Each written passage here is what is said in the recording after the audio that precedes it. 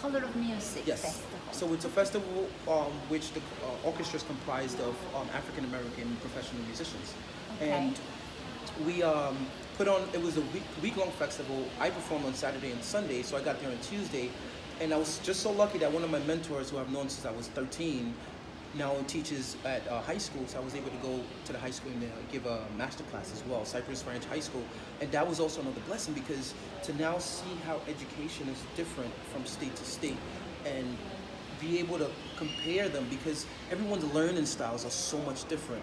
And as the person, as being an educated, you have to know how to teach other people and then how to interact with them. So the social thing becomes very, very, very important because as one region, like New York kids are not like Virginia kids and they're not like Texas kids. And it doesn't mean that anyone is better. It just means that the environment in which that they grow in is what makes them grow in different ways. So the common ground that I now find myself having to teach are the power of consistency, of practice, of persistence.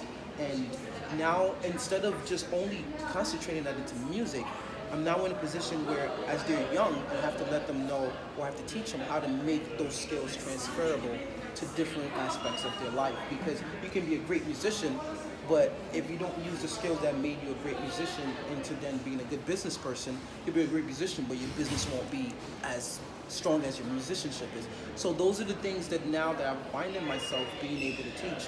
And as an emergent artist myself, I'm learning everything on the fly, and which is great because in 2010, I had the wonderful opportunity of working with a celebrity baker named Cake Man Raven, and I went from being a phone assistant to his personal assistant, and then growing up through those ranks, and then now understanding how different responsibilities work and how important it is to prepare, for something.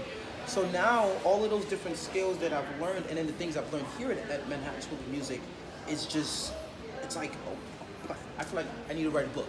That's what I feel like. At some point, I need to write a book on how to marry all of those things together. Because I believe that in order for someone to be, socially in the niche, you have to be confident in yourself. But in order to gain that confidence, you have to be able to go through all these different steps of failure and still be able to get up and go. And the problem with that I've found out in today's day and age is that when people fall on their face the first time, they don't know, either one, they don't know how to get back up, or they don't get back up stronger.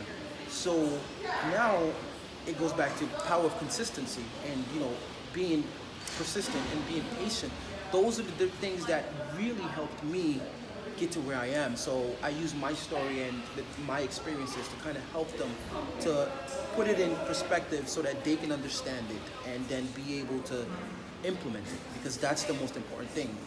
The fact that they're able to implement it, because if they understand it and they're not implementing it, then it's like when you take a horse to the water and the horse doesn't drink. So that's how I look at those things.